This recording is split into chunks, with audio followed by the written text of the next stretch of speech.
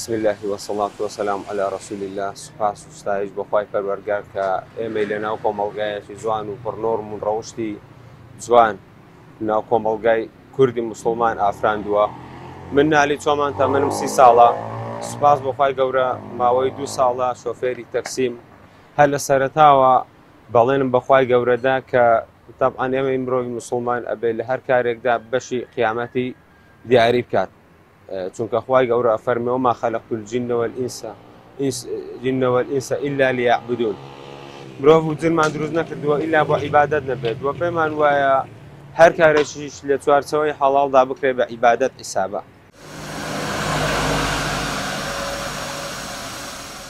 ئەو مرتەزەقانەی بە ناوی کوردناسی و ئەم ناوە قەبانەوە سوکایەتیان بە ئیسلام کرد، نەک هەر سوودیان نییە بۆ پاراستنی زمان و ئەدەب و کللتوری کوردی، نەک لە خەمی زمانی کوردی و کەلتور و ڕەسەنایەتینی، بەڵکو ئەمانە مەترسیەکی گەورەشن بۆ سەر زمان و ئەدەب و کۆمەڵگا و خێزان.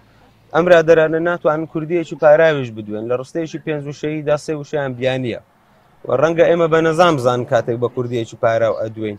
من وەک خۆم اختصاصم زمانی ئینگلیزی و فەڕەنسی و عەرەبی ئەزانم و هەندێک لە فارسی ئەزانم، بەڵام من کە بۆ کوردی قسە ئەەکەم پێویست ناکات تێکەڵیان بکەم و پێشان شەرمە جلی کوردی لەبەر بکەن. سیر بکە لە مزگەوتەکان چەند جلی کوردی ئەبینیت و لە ناوەندەکانی ئەوان چەند جلی کوردی ئەبینیت.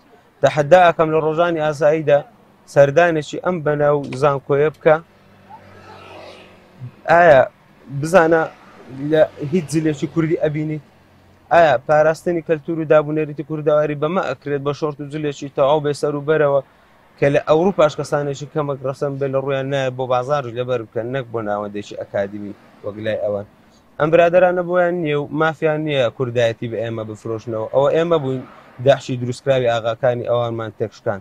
من بووم وەک پێشمەرگەیەک لە سەنگەردا سنگم کردبوویە قەڵغان بۆ پاراستنی شەڕەف و خاک و نیشتیمان.